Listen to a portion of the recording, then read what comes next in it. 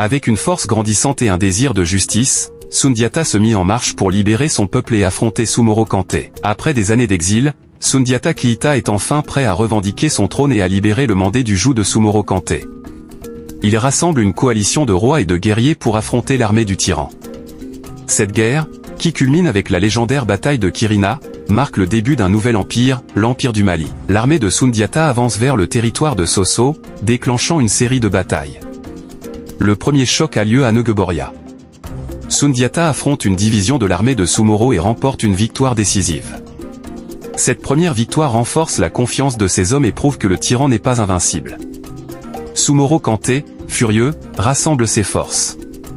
Il est réputé pour sa magie puissante et son armée redoutable. Sundiata voyage dans différents royaumes et leur expose son plan. Le roi de Tabon, qu'il avait hébergé autrefois, accepte de le soutenir en envoyant des archers.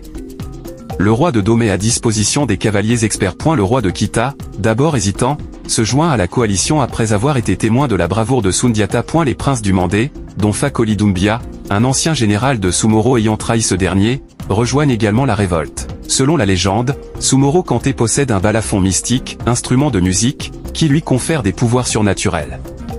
Il est dit que tant que cet instrument est intact, il restera invincible. Fakoli Doumbia, ancien général de Sumoro, trahit son maître après que ce dernier eut enlevé sa femme. Il révèle à Sundiata que la faiblesse de Sumoro réside dans une flèche enchantée faite avec un épervier blanc. Cette arme est la seule capable d'annuler ses pouvoirs magiques. Sundiata ordonne alors à ses forgerons de fabriquer cette flèche spéciale. Les deux armées se rencontrent à Kirina, un vaste champ situé au cœur du Mandé. L'armée de Sundiata, forte de milliers de guerriers venus de plusieurs royaumes, est disciplinée et prête au combat. L'armée de Sumoro, bien que puissante, est affaiblie par la défaite de certains alliés. La bataille commence par une charge brutale des cavaliers de Sundiata. Les archers tirent des volées de flèches sur les soldats de Sosso. Sumoro Kante, vêtu d'une armure mystique, semble invulnérable. Chaque coup porté contre lui est inefficace. Mais Sundiata, armé de sa flèche enchantée, vise le roi tyran et le touche. Affaibli et paniqué, Sumoro comprend que sa magie ne fonctionne plus. Il prend la fuite, poursuivi par les guerriers de Sundiata. Selon la légende, Sumoro Kante s'enfuit vers une montagne et disparaît mystérieusement dans une grotte, ne laissant aucune trace. Certains disent qu'il s'est changé en esprit, d'autres qu'il est mort seul et vaincu. Avec sa disparition, l'armée de Sosso s'effondre. Les troupes de Sundiata s'emparent de la capitale de Sosso et mettent fin à la tyrannie du roi sorcier.